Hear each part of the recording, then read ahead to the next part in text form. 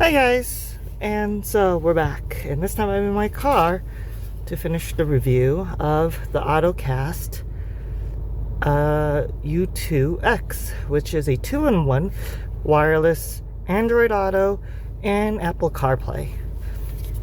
I own a Pixel 6 Pro, as you guys know, and so that's where we're going. I'm going to be using Android Auto.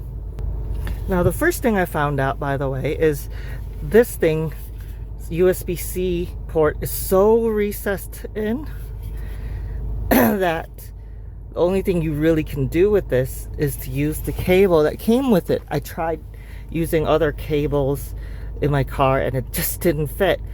So I may have to either modify them by sanding it down before I can plug it in, or I have to buy cables that can fit in there. So that's annoying. I can't use it. So let me plug it in. Okay, I just plugged it in. And of course the red light comes on.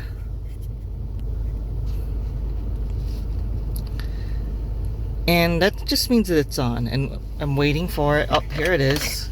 Apple CarPlay. And like I said, it actually sees it as an Apple device. So we're going to continue. And there you go. And it defaults to, I think it says it defaults to Android Auto with the new firmware. I did get the new firmware. And if to switch, you just hit that button right there. And it will switch over to, because I think that right there is Android.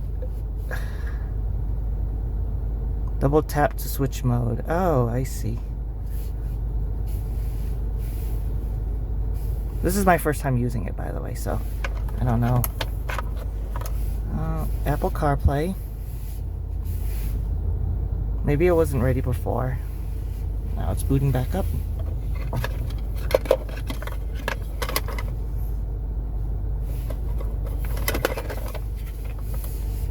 Well, I mean, it's still connected.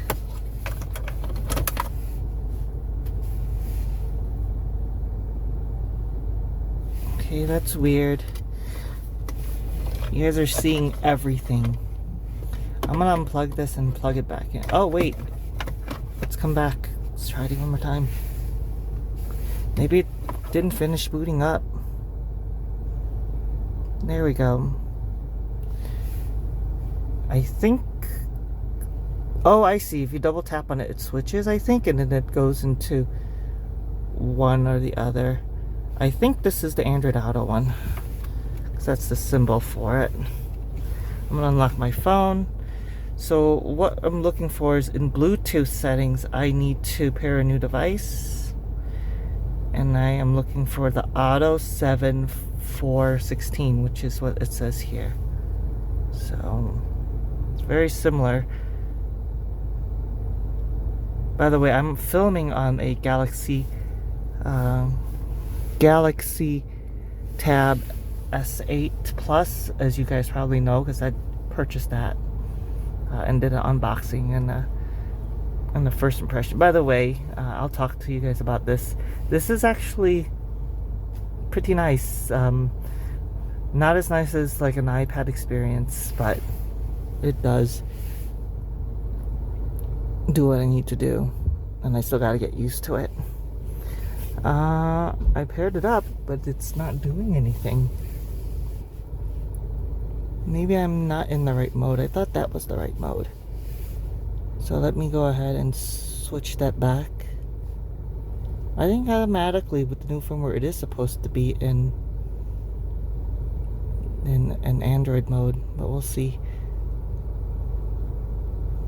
And so maybe the button, double tap to switch mode, it was reset. Okay, maybe that's what that was. Again, this is I'm filming as I go along, and that way you guys see the experience too, what it's like the first time around. Alright, so came back up.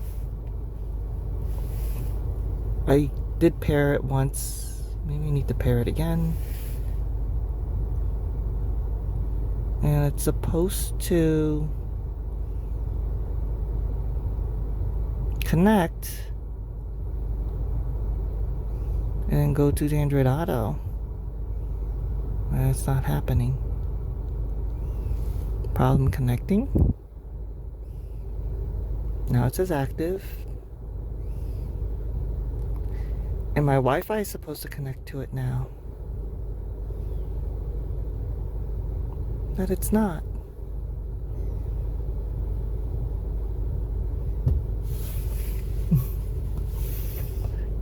Interesting. I don't get it. Oh wait, something's happening. Let's continue. Hey, there you go.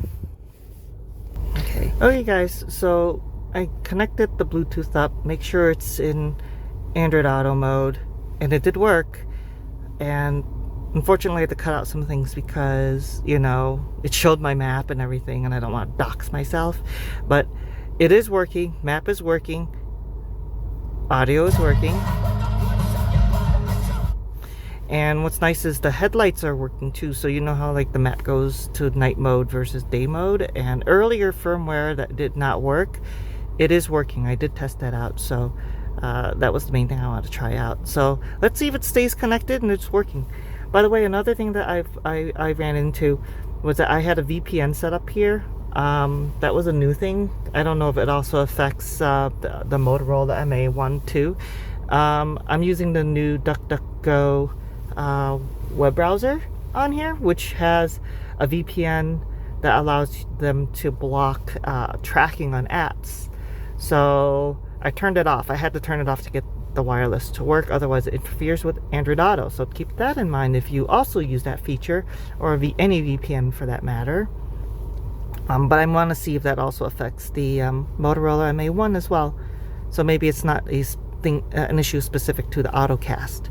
But right now I'm actually going off to work, and I'm going to test this as is and see what the battery drain is like. So all right, see you guys, bye.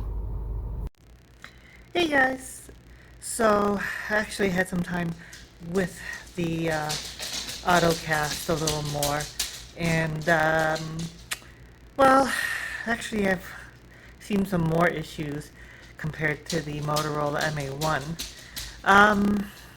Biggest one of them all is the voice for the volume of the Google Voice actually uses the same pipe, I guess, as the media. So your car can't distinguish between, you know, a phone, you know, like a voice assistant source versus a media source, like for example Google Play Music or YouTube, which I know some people just watch, but in reality they just listen if they're driving, I hope. So that is one thing. The other thing is significantly more lag, especially when it comes to that video part I was talking about. So that's the other thing. Speaking of the Google Assistant, you know how like I don't know about other people's cars, but with my Volkswagen, I actually have a button on my steering wheel that if I push and hold it, it would call the Google Assistant, and then you can actually talk to it without having to say the wake word, which sometimes don't work in the car, you know, majority of the time it doesn't. That's another issue number 2 with this Ottocast. Wake words don't work. So what I find out was that for me to be able to invoke Google Assistant is I actually had to push the on-screen button on the bottom right-hand corner with the microphone icon to activate it. So there's definitely negatives to the Ottocast versus the Motorola wireless adapter. I feel like the Motorola wireless adapter is the least problematic You know, how can I put it? It's there's lag, you know, where, you know, as far as audio versus the video, they're, you know, using the system, like, you know, pushing buttons and stuff. It's very little lag on both. So that's one thing. And yeah, I don't. Other than that one little issue, the Motorola is almost like having the Android phone connected directly with the wire, but with the Ottocast, U2-X, there's some limitations. You can, you know, there's definite differences in operations and how things work compared to a wired Android Auto. So take that for what it is. If it's minor inconveniences, it doesn't really impact the way you use Android Auto, maybe, you know, this would be a better solution for you, especially, you know, you have to have also an iPhone user or a driver as well. Or if you plan on future-proofing your car so that you can have one or the other. Now, I haven't tried Apple CarPlay yet because I don't really have an Apple phone. I might have to borrow one or something just to give it a try.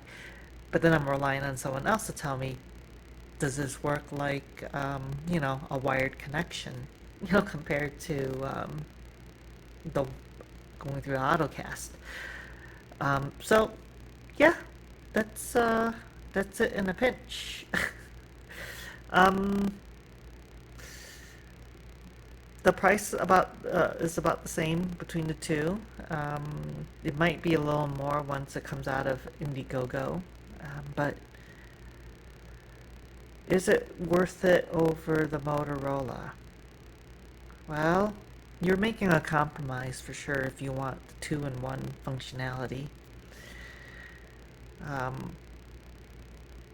But overall it does work.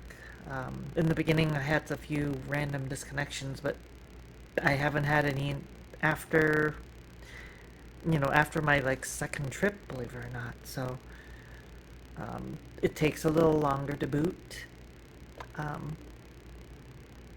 I'm just kind of riffing off the cuff here, guys. There's no script. I'm sorry. Yeah. It's definitely compromises, especially if you absolutely need that Apple CarPlay for your iPhone users, or if you decide to go back to an iPhone or something. I don't know. Otherwise, I would say no, don't compromise. Just get a Motorola MA1 or a dedicated dedicated Android Auto dongle, maybe even from Ottocast, unless they have the same issue there too. Hopefully not.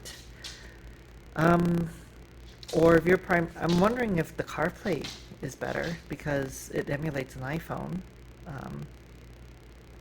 So maybe the wireless CarPlay experience is better. And if that's the case, buy one if you are primarily a iPhone user with an occasional Android user who's, you know, driver. Maybe you're the primary driver and you own an iPhone, and your partner, you know, has an Android. But that's my recommendation so far. Ciao.